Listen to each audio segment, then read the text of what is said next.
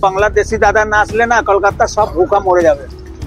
একদম জিনিস আমি সচ্চা বলছি দাদা, এক সকাল বেলা আসলাম, একটা ভাড়া পাওয়া যাচ্ছে না। বন্ধুরা, মহাবিপদে রয়েছে ভারত, কারণ আর্জেন্টিনা, ব্রাজিল এবং পাকিস্তান থেকে বিভিন্ন অস্ত্র এবং তেল আসছে। পাকিস্তান থেকে আসছে বিভিন্ন অস্ত্র, আর আর্জেন্টিনা, ব্রাজিল থেকে 52,000 টন সয়াবিন তেল এসেছে। বাংলাদেশে এত পরিমাণ তেল এবং অস্ত্র দেখে ভারতের মাথায় কাজ করছে না। নরেন্দ্র মোদীর মাথায় হাত পড়ে গেছে।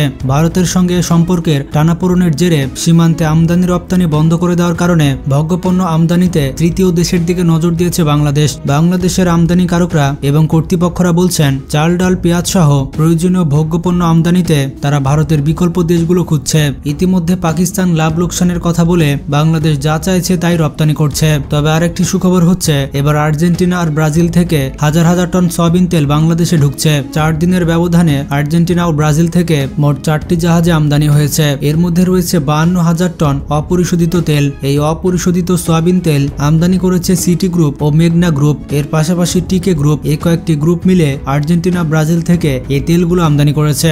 এর মধ্যে টিকে গ্রুপের 25,000 টন, সিটি গ্রুপের রয়েছে 20,000 টন, আর মেঘনা গ্রুপ অফ ইন্ডাস্ট্রির রয়েছে 7,000 টন সয়াবিন তেল।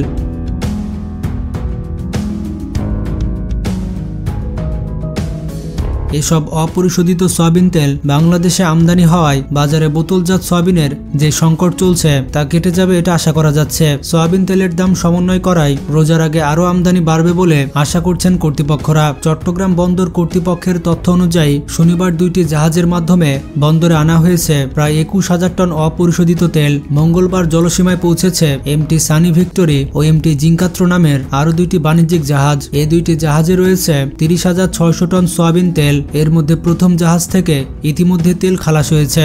এই জাহাজগুলির মধ্যে সানি ভিক্টোরি ব্রাজিল থেকে এবং বাকি 3টে এসেছে আর্জেন্টিনা থেকে। আমদানিকৃত এই সকল তেল জাহাজ থেকে খালাসের পর রাখা হবে কাস্টম নিয়ন্ত্রিত গুদামে। সেখান থেকে শুল্ক কর পরিশোধ করে কারখানায় পরিশোধের জন্য নিয়ে যাবে লিস্টে থাকায় 3টি কোম্পানিগুলো।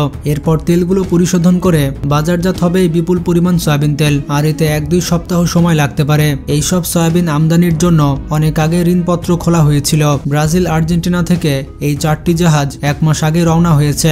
দেশে মূল্য সমন্বয়ের কারণে আমদানি সামনে বাড়বে বলে মনে করছেন ব্যবসায়ীরা। অর্থাৎ কোনো পণ্যের উপরে ভারত নির্ভর থাকতে চাচ্ছে না বাংলাদেশের ব্যবসায়ীরা। সর্বশেষ বাংলাদেশ ভারত থেকে 1,10,00,000 লিটার সয়াবিন তেল কিনেছিল, কিন্তু এবছর ভারতের কাছ থেকে না কিনে এই সয়াবিন তেল কেনা হয়েছে আর্জেন্টিনা এবং ব্রাজিল থেকে। সব মিলে এখন ভারত বিপদে রয়েছে। তবে ভারত যে শুধুমাত্র সয়াবিন তেলের কারণে বিপদে রয়েছে তা নয়। পাকিস্তান থেকে একের পর এক জাহাজ আসছে বাংলাদেশে। শেখ হাসিনা সরকার থাকাকালীন বেশিরভাগ পণ্য কেনা হতো ভারতের কাছ থেকে, তবে এখন আর সেটি করা হচ্ছে না। আমদানির ক্ষেত্রে বিকল্প পথ সবসময় ব্যবসায়ীদের কাছে থাকে। বর্তমানে ভারতের পরিবর্তে অন্য দেশ থেকে পেঁয়াজ সহ বেশ কিছু পণ্য আমদানি চলছে, কিন্তু 5 আগস্ট ক্ষমতার পালাবদলের পর হ্রাস পেতে থাকে ভারত থেকে পণ্য আমদানি। আর এই অবস্থায় ব্যবসায়ীরা তৃতীয় দেশের দিকে আমদানি করার জন্য নজর দিয়েছেন। বিশেষ করে পেঁয়াজ এবং আলু আমদানিতে পাকিস্তানের দিকে ঝুঁকছে বাংলাদেশ। এছাড়া মিয়ানমার থেকে আসছে চাল, হলুদ এবং আদা। অন্যদিকে চীন থেকে আসছে গম, চিনি, ভোজ্য তেল। পাকিস্তান থেকে আসছে চাল, চিনি, জিরা এবং বিভিন্ন ধরনের সামরিক অস্ত্র। ইন্দোনেশিয়া, আফগানিস্তান এবং তুরস্ক থেকে আসছে বিভিন্ন মশলা জাতীয় পণ্য।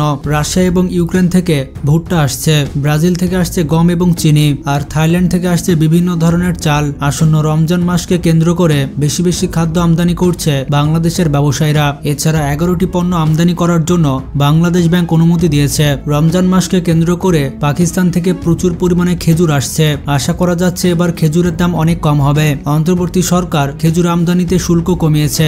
ইফতারের অন্যতম পণ্য হচ্ছে এই খেজুর। এই খেজুরের অগ্রিম কর পুরোপুরি তুলে নেওয়া হয়েছে। জাতীয় রাজস্ব বোর্ড এই সংক্রান্ত আদেশ জারি করেছে।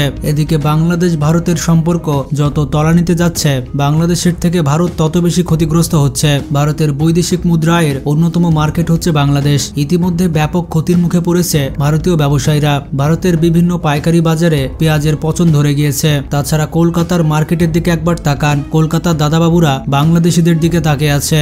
কলকাতার মার্কেটের অবস্থা একেবারেই খারাপ, বিশেষ করে কলকাতার মেডিকেল সেক্টর। কলকাতার হোটেলগুলো একেবারে ফাঁকা। সব মিলিয়ে ভারত এখন কঠিন বিপদে রয়েছে। বাংলাদেশি দাদা না আসলে না কলকাতা সব ভুকা মরে যাবে। একদম জিনিস আমি সচ্চা বলছি দাদা, এক সকাল বেলা আসলাম, একটা ভাড়া পাওয়া যাচ্ছে না। বাংলাদেশ, ব্রাজিল, আর্জেন্টিনা থেকে তেল আমদানি করার কারণে একটি ভালো সিদ্ধান্ত নিয়েছে। আশা করা যাচ্ছে এবার তেলের দাম কমবে। তো ভিডিওটি কেমন লাগলো সেটি কমেন্ট করে জানান। ভালো লাগলে বেশি বেশি শেয়ার করতে পারেন। আজকে এ পর্যন্তই। ভালো থাকবেন। আল্লাহ হাফেজ।